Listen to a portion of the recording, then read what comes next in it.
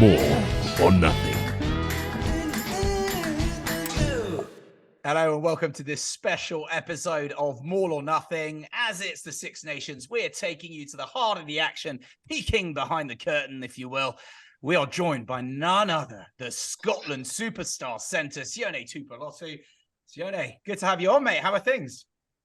Hell of an introduction, mate. Thank you.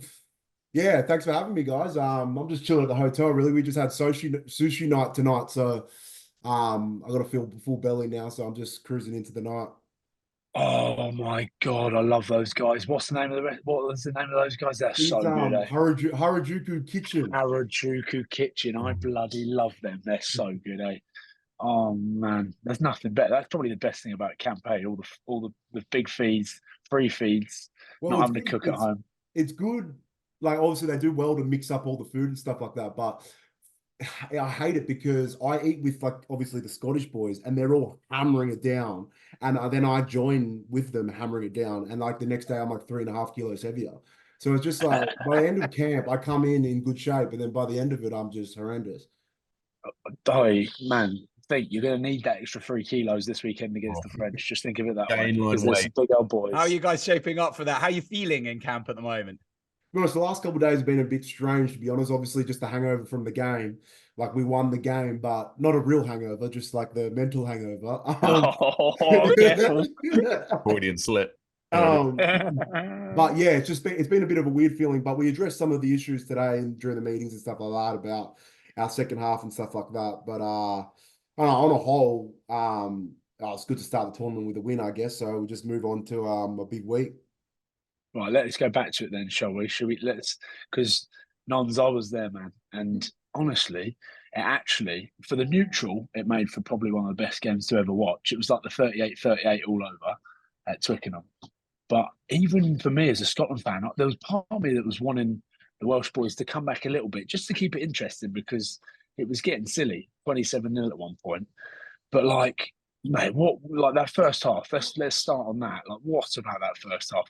You boys, just everything clicked, eh? You know, I spoke to Finn about it earlier. I was thinking, since I've been here with Gregor and the boys and stuff like that, it would probably be one of the better 40 minutes we've put together as a team, especially away from home where we've had no success. You know what I mean? The last 20 years. But then, yeah, like you said, everything was so poor. Like, halftime was good. You know, then we score straight out of halftime. Duan scores that wonder try. We're all feeling good about ourselves, and then the penalty count just starts mounting. And the stadium got so loud. Like, when they got one try, it was loud. Then they got 2 tries. Then by their 3rd try, the stadium was going bonkers and you couldn't hear anything. And I was just like, because I had the yellow card between 60 and 70. So I was just sitting there like please, no. And like, just like, try. And like, I'm looking at the minutes like up on the clock and I'm just like, please, count down. Like, asking the guy, how long I got. But yeah, so second half was bloody stressful, mate, to be honest. But yeah, we were real positive today just because obviously they had all the momentum. It was 27-26. And in the last 8 minutes, we felt we were the better side in terms of, you know, being in the true clutch of the game. In that last 8 minutes, we thought we were the better side, which ultimately got us the win. So we were proud of that, I suppose. Man, I know that feeling. See, that was that, like you said, that it was almost like 25 minutes of complete madness. I was probably one of the ones screaming as well, but more like, oh my God.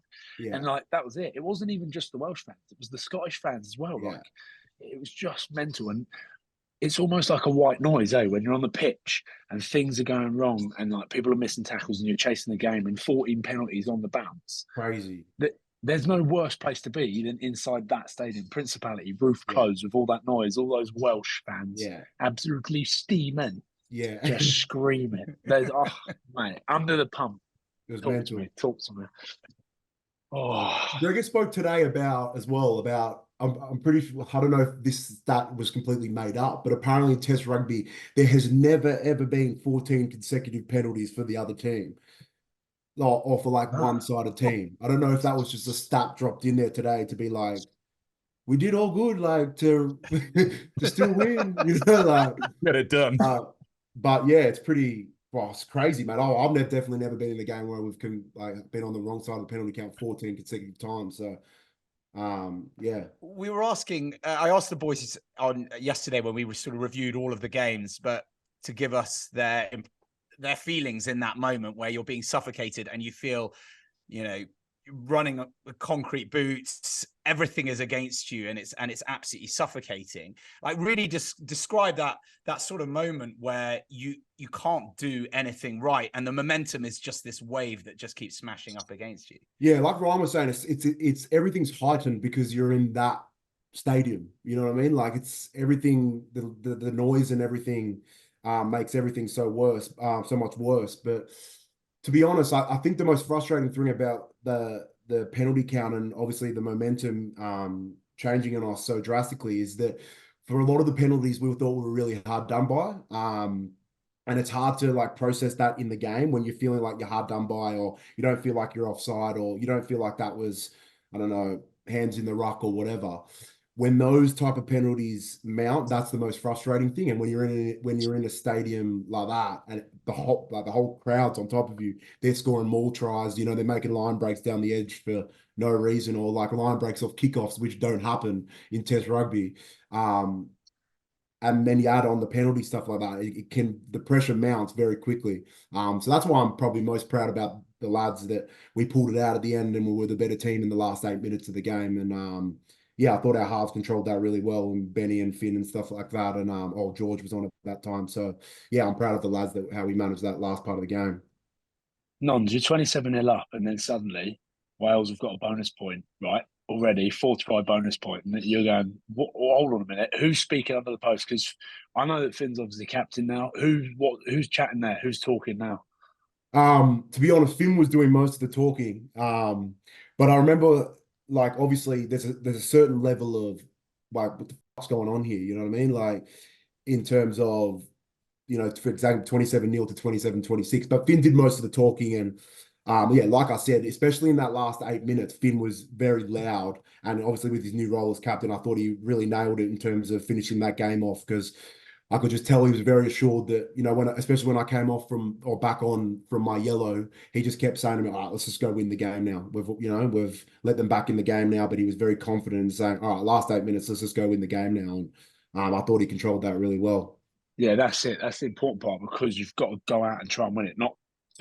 You don't want to sit there and not try and lose it, if you know what I mean. The thing is to go, and that's exactly it. That's why Finn Russell for bloody captain. I love it. Sione, how have you found that the sort of transition across to having Finn, a superstar himself, but now being the main man, co-captain, but in this particular instant out on his own? Yeah, it is different. I would definitely have to say that it is different.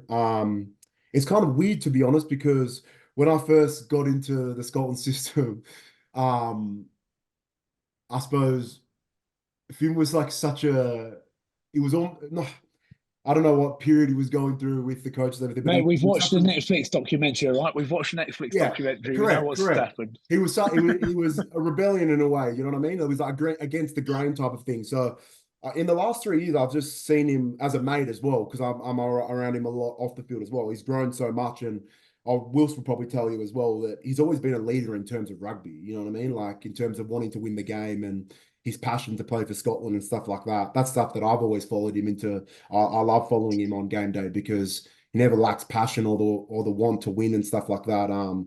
But yeah, it is strange to see him in, like, organizing, like like just the stuff that a captain has to do, like behind the scenes, like, I don't know, organizing something to eat or a dinner out for the lads, or what are we going to do after the game? And, he has to make those important calls of, we're not drinking after this game. And you're like kind of looking at him like, really? Like, he was part of Dom Perignon only. Yeah, exactly. He was part of the group that said we weren't going to drink after after the game on the weekend. And I remember being in that meeting looking over at him like, really? But yeah, he's changed a lot, and I think changed for the better, to be honest. And he's much more, I suppose, with having kids and everything, and being a family man, I suppose he's a bit more tunnel vision about what he wants from his rugby career. Sione's not far off having Sione's missus is ready to drop, boys, so he'll be in that tunnel vision soon as well. Yeah, I got a little nugget on the way. Do you know if it's a boy or girl? Yeah, it's a boy. It's a boy. Poor Laura. It's the first. Poor Laura. Yes, it is my first, mate. So I'm nervous in a way, but I spent enough time around Wilson's kids to get to practice. Big Frank. All right, mate. From a personal perspective, Johnny, you know, the moment after you've won for the first time in 22 years, and then, you know, there's some lovely pictures, everybody there with the families and everything. But in the dressing room afterwards, did it feel like a loss? To be honest, Finn was away with media at this point, and I kind of spoke in the huddle on the field before we went into the change room, and I just said, I know how everyone's feeling, I know how I'm feeling, you know what I mean? Although we won, we're kind of down in the dumps about how we finished the game, but we hadn't won there in, what was that, 23 years, and you know, we spoke a lot about before the game, it doesn't matter who, I think the media made a lot about, you know, this young Welsh team and how they shouldn't perform, or but I knew personally from playing Welsh teams that you know, it's almost worse when you play against those young, hungry kids, because they, especially like I find Welsh people to be so passionate about, you know, when they play for their country and stuff like that. So when you see all those young names on the team sheet, it's not like this is from a rugby player's perspective. I'm not looking at it as like, oh, they're missing all their big dogs. I'm kind of looking at it like they're gonna have like 23 hungry dogs, you know, like ready to prove themselves type of thing. Well, that's from a rugby player's perspective. So yeah, there was a part of me that still wanted the boys to be happy about what we achieved, and that was ultimately a victory, and we start the Six Nations with a win, and we know how important momentum is in this competition. So to start with a win, I was just trying to force upon the boys, you know, we should be happy still that we won the game, but yeah, you can't really run away from the disappointment of letting them back in, and I think all the boys kind of felt that when we got back in the change room. How was Gregor after? He was, like I said, there was mixed emotions. Obviously, he did say how proud of the boys he were in terms of the last 8 minutes and how we controlled that, you know, last 10 minutes of the game. But, you know, he's not, he knows we got plenty to, if we want to beat France this week, he knows we can't play 40 minutes of good rugby. So yeah, he definitely said there were some things that we needed to work on. You've seen the Netflix stuff, eh? I would have loved to see Warren Gatland in the first half. And then Gregor Townsends in the second half, and just see like, because it is mental. Can you imagine it? Yeah, oh, God. Great. Actually, the Netflix stuff was actually pretty cool to see the coaches, because you never, as players, you never get to see the box. You know what I mean? And to see like all the, even like when Gregor's mic'd up saying, "Come on, Finn!" Like when Finn's missed the kick, I was like, "Oh, does he really say things like that?" Like it makes you think like if I've missed a tackle out there or something, or thrown a pass into the stands, he's like, Sione, you know what I mean? Like, yeah, exactly. in the box. So it gave me a little bit of fear, to be honest. You mentioned about, Sione, about the Welsh boys and the kind of transformation when they put on that Wales jersey. Week in, week out, you do play against a lot of them in the URC. Is it strange to see them kind of transform when they're playing at home, representing their country, and particularly now some of these younger players you might not have seen a lot of? Yeah, it is strange because obviously they're so spread. Like in terms of Scotland rugby, we've only got 2 teams, where you know, Welsh rugby spread out a little bit more. So, you know, their talent's spread across more teams and stuff like that. So you kind of don't see them as often. And I remember I don't think I played Alan Wynne-Jones once when he was at the Ospreys. So they don't really play that many times for their club team. So you only really see them when you play them at Test. But every time I've played Wales, I always come out of it so sore because of their dedication to the collisions and stuff like that. And they're just a bit crazy to me. Like I try and explain, you know, like especially the forwards, I try and explain it to boys back home, like the Six Nations in general. And I always say, like, in terms of the forwards, I find Australian forwards to be like big and athletic, and they're, you know, fast, and but when I came to the UK, like just around the forwards and what they do, like we got guys in our team like George Turner and stuff like that, and what I see them do, I just don't see, I wouldn't see as often forwards do back home. So I just feel like what the Welsh always have like 8 of those dudes, you know what I mean, that are like willing to like die that day. Yeah. And like take pride in it. So it's just like a little bit of, it took me a while to get used to that level of like commitment to the jersey type of thing. And no, it's cool. It's such a cool competition. What were you thinking when Dwayne scores the wonder try in the start of that second half? We Well, can call him Dwayne on there. Remember, Blair's been on this one. well, it's funny because before the game, well, apparently there was an article that came out that said Dwayne had never scored against Wales, and he was so angry about it. He was like, "Really?" He was like, Didn't even know. like we were showing him it, and he's like, "Bro, if you never scored against Wales," and Dwayne was looking at, it, he's like, "Really? There's no way. There's no way." And then, Yes, this man. yeah, exactly. It's like, so me and Finn were like ripping into him, saying, "Oh, Dwayne, you can't let him clamp you again." Before the game. So when he got his first, I don't know if you guys saw it, but Finn and him were laughing at each other in the in goal. Yeah. That was why. And then when he scored his second, obviously he's giving it these ones because he's broken it. And then I know he's really upset the fact they didn't give him his hat-trick try at the end. He's convinced he got it down. He's still talking about it today. He's like, "I got it down, bro. I got it down." The whole of today. But after he scored his second, I've watched him score so many good tries. He's a bit of, I know you guys have spoken about him a lot on your podcast, but he truly is a crazy athlete. Like I always tell him, I tell him all the time, he sucks at rugby. Like if you train with him, when it's not, he literally sucks at rugby. But but in terms of like, he can just do things that non-normal people can do. And like you say, like the England try last year and all that stuff, no one else can do that. And that's why he has to play every single game that he's available for, because he can just take things 60 meters and score 5-pointers for fun. Is he still getting backhands from Tooney for scoring tries? Was there cash exchange this weekend? I haven't seen any recently, but who knows what they're doing behind closed doors, Wills. Because I know, because obviously we had Blair on, and I remember that game over in France, my 50th, and after the game they're like, "No, I need to touch Gregor." Gregor's like, "You did. You owe me 20 quid." And I'm like, "Hold on a minute, what's going on here?" And like, if Dewey gets put into touch, then he's having to pay Gregor. If he scores try, Gregor's giving him cash. So hey, if it's working, don't try and fix it. Keep paying the man the money. The game is so funny because obviously we're all analyzing what we need to do, especially when you're in the middle of the park, or if you're a 10 or you're a center, you're analyzing what you need to do. But for someone like him, the game is so simple for him. It's just get the ball and go. And it's just funny to hear him, how he mentally prepares for the game. He always just saying, "Just give the ball to Dwayne and Dwayne will sprint." You know what I mean? It's so simple for him. I love it. Does he talk about himself in the third person? That's class. all the time. God. I always encourage him to so he called, like, obviously his upper body is significantly bigger than his lower body.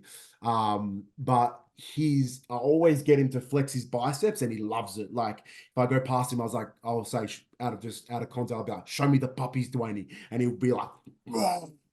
Like, he's pure Bond villain, bro. He's like a Bond villain henchman. He loves it. Mate, you can talk, Max. You're exactly the same. Correct. You are literally. Yeah, but do I do that? Oh, boy, yeah. No, but you are Bond I don't know if I go villain. third person on myself. Just Max, give me I don't know if you know, Max, I don't know if you know this, but I was a young kid in Melbourne when you were in Melbourne, and I was coming in to train like every now and then, like not as a professional. I was still at school at the time. I remember seeing you for the first time, and you were in the gym, and I had gone out for a field session for like 2.5 hours, came back in, and you were still in the gym. And I was just like, "Who the fuck is that guy?" Because you had the top off when you were just getting yoked in the gym. Bro, good times. That gym, bro, at Vicky Park. Vicky Park. Oh, throwback, bro. Carlton FC, baby. Mate, that place was clean off. How good's Melbourne, by the way? Do you miss it?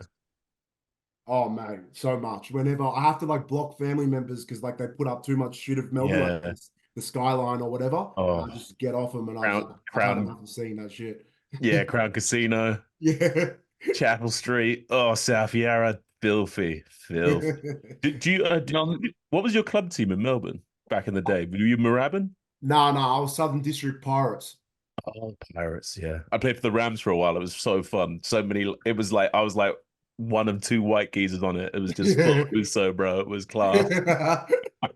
Oh, I had such a good time down there, man. Yeah. Were you coming in with Pete Samu then? Yeah, so like during that time, Pete Samu, do you remember when they had like red shirts?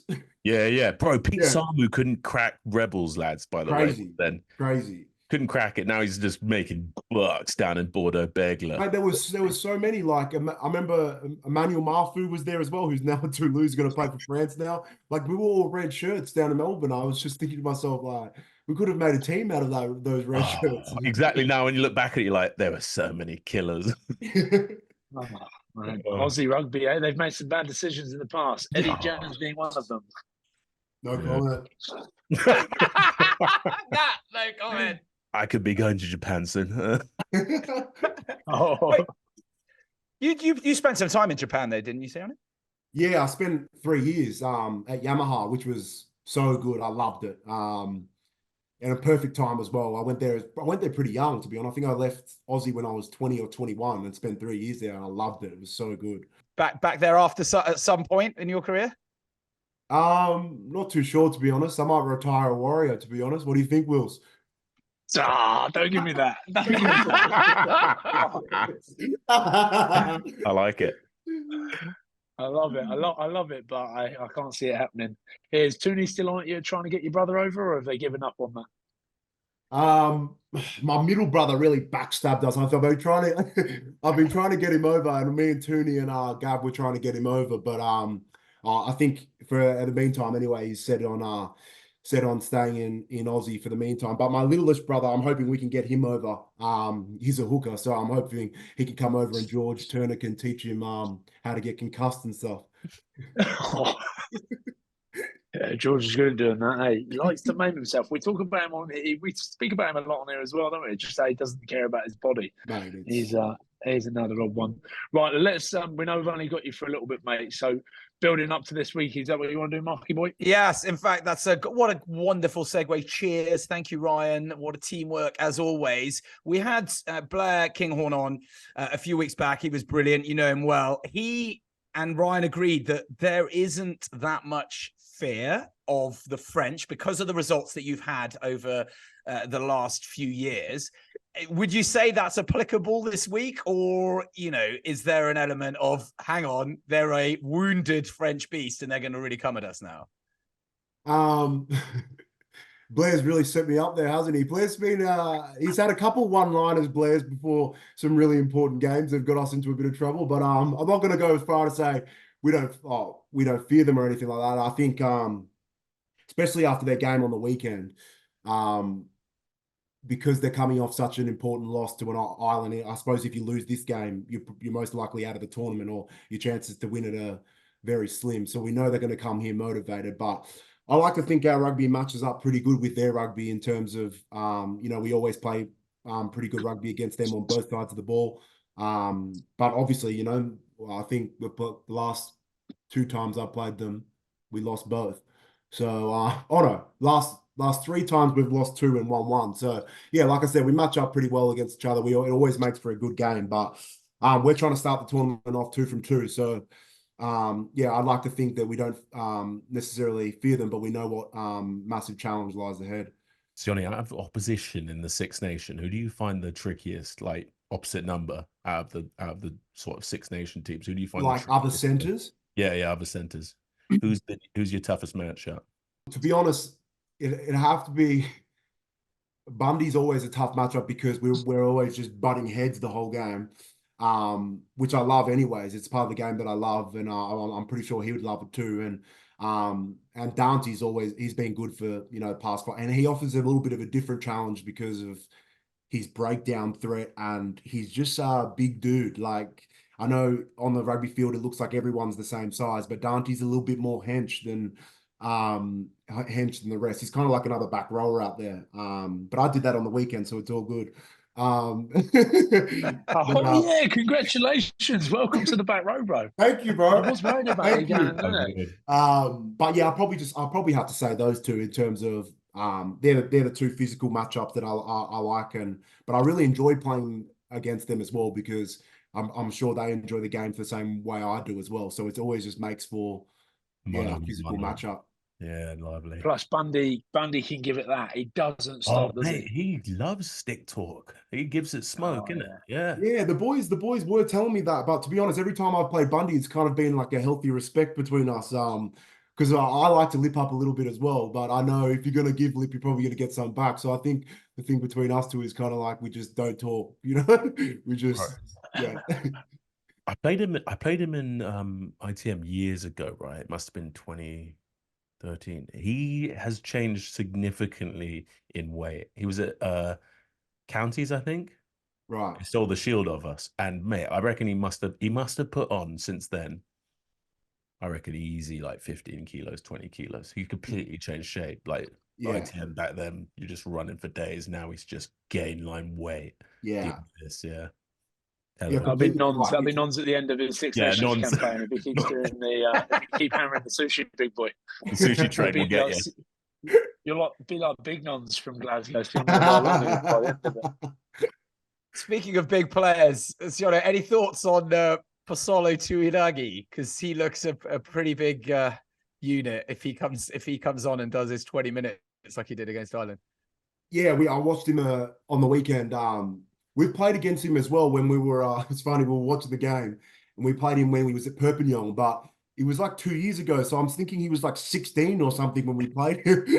I don't know if they got him out of like geography class to come play against us or something. It was, but it was funny because we were watching the game, and I think I was watching with Demo or something, and I was like, he's huge. And Demo's like, yeah, but we got him. Like talking about the Perpignan game. I turned to him. I was like, yeah, bro, when he was 15. I was like, he's 19 now, bro. But yeah, he's a big fella. They got loads of them, but obviously he comes from good stock. So yeah, he's a big fella. Who else are you guys kind of focusing on in the week, or do you sort of more on what you guys are going to be bringing to the table rather than focusing on individual players from the opposition? Yeah, definitely. I think early in the tournament as well, especially when like teams have new coaches and stuff like that, you just because you can't really pick up tendencies and stuff like that. And we've played most of these players, you know, for the last couple of years, so you just try and focus on yourself. We did that last week, and I think that's part of the reason why we started so well in the game. So yeah, this week will be much of the same. Is just trying to focus on ourselves and trying to put out an 80-minute performance because we know we're going to need it to beat them. You play in your centre partnerships. There's a lot of conversations. We've had a lot of conversations because it seems to be an area that Scotland are so stacked in when you look at who's in and who's also missing out and everything. You got a favourite centre to play with? Ooh, That's tough. Oh, put him on the spot. I'm about to head into the team room, and all the centers are going to be there, like, oh. I've played most of my rugby with Hugh. Everyone's expecting me to say Hugh, and it is.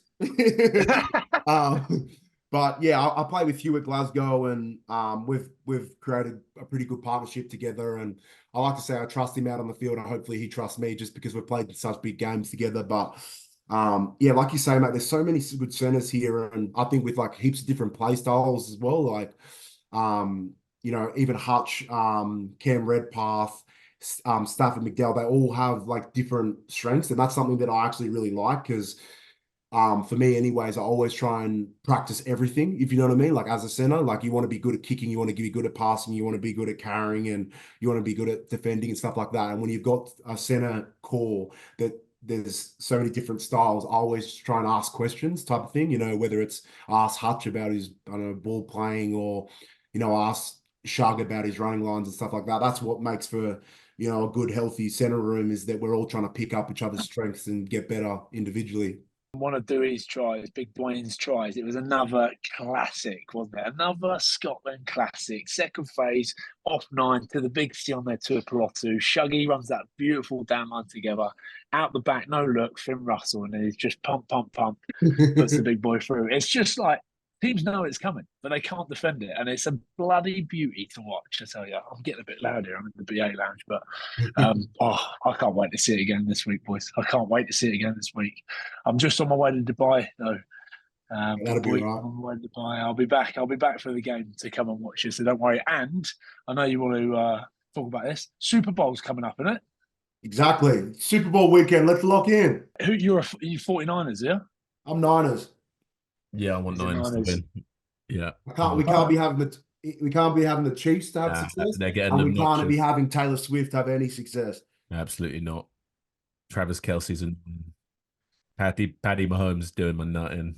But Doing my nutting, genuine. Every game, me and Demo watched it a bit. I was like, nah, he's so good though, isn't he? there's no way he can get through this task. It's impossible. And then I just watch him, and he's just like, meh, meh, meh. Yeah. And I'm like, Slinger. Yeah, bro. but Lasers it just makes everywhere. no. But it makes me think? It makes me think they don't even try in the regular season. Because like I'm watching the regular season, and I'm like, these are garbage. There's no way they can get to the bowl. And then Patty Mahomes and Trav Kelsey get into the playoffs and start going bonkers. And it's just like, not again. So hopefully we can do the job on them. You'll be really disappointed in me, mate. I've been at Tottenham Hotspur Stadium today with Damien Willemster doing some stuff for the NFL, and I had to go around and name the teams. Once we hit them with the Buffalo Seahawks or the seriously, seriously, I thought the Chiefs was something Kentucky Fried Chicken because it looked like a KFC sign on the thing. The Waikato Chiefs. Oh man, no. I also said the 69ers instead of the 49ers as well. Oh my god. Really?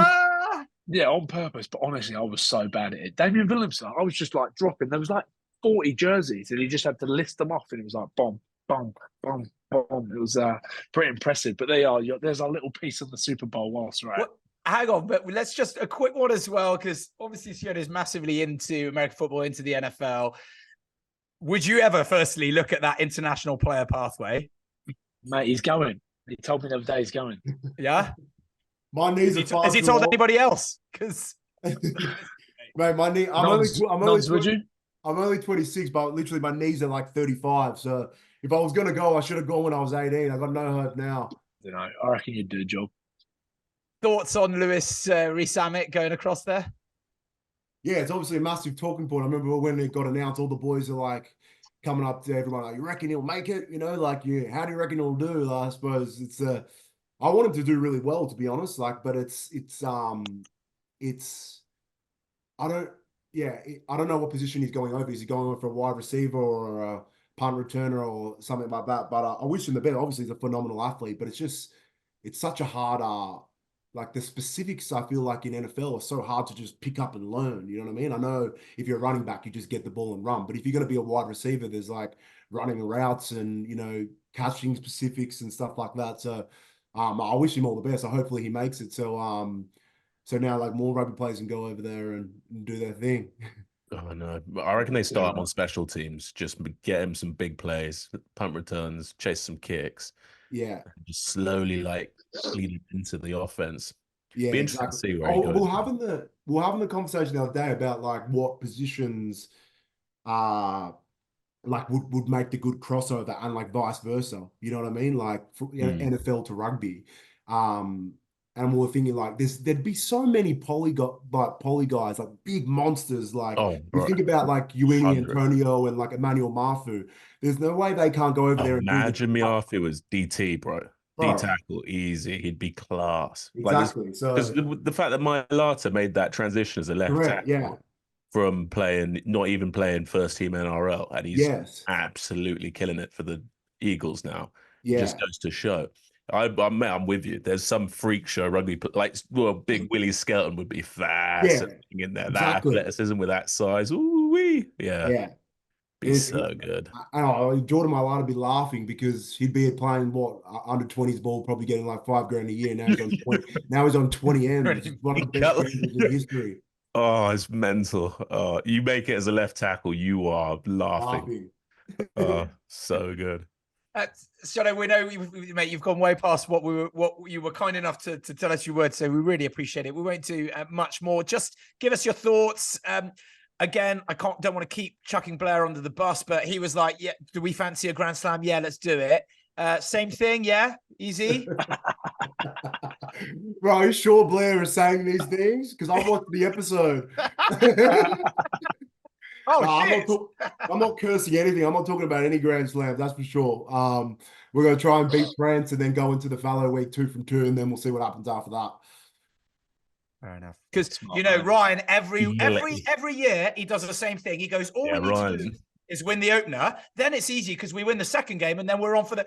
Essentially, he says all we need to do is win all of the games, which is effectively a Grand Slam. But still, every year it's the same. It's the same. You've got it, boys. You've got it. I know you have. I know you've got it this year. Cheers for this, Nons. Bloody legend, mate. Legend, bro. How good. Huge thank you. That is all the time we've got left. Good luck for the rest of the Six Nations. First coming up against France at the weekend. And thank to Ryan and to Max, but obviously a huge thank you to Sione and all of you. And we will see you all next week. Cheers.